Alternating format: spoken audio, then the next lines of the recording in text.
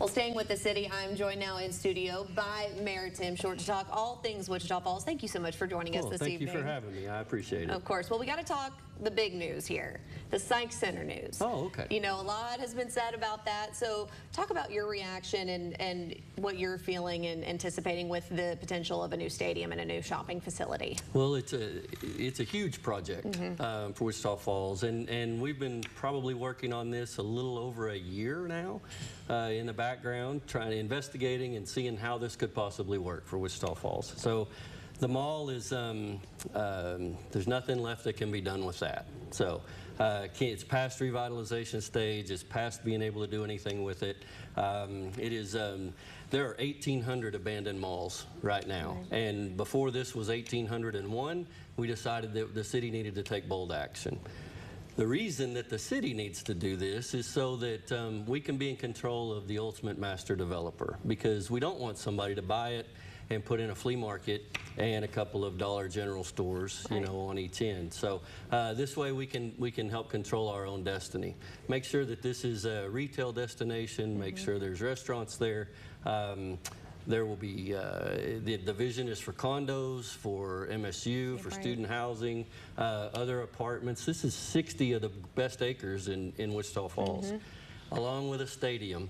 Yes, the stadium that everyone's wanted to talk about for years now. Privately funded by MSU donors, nothing to do with the city. We're giving them the 7 acres that it would take to have the stadium down along the, say, the southeast corner across from VRJC, where that is right now. So there are plans for, you know, there would be sky bridges, you know, walking pedestrian bridges over Maplewood for the students to have access, and just envision the area like South Lake, like in Mansfield now they have a place called Skybolt that people need to look up.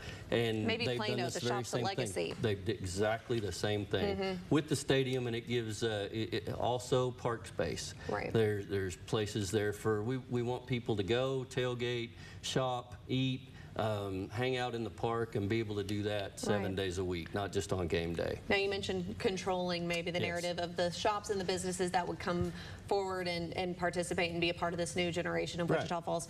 Do you have a game plan as to how y'all would go about making those decisions and seeing who would, lack of a better way of saying it, be worthy to have their business here? Absolutely. And as you delve farther into this, we find that there are companies that this is what they do. They are master developers for sites like this.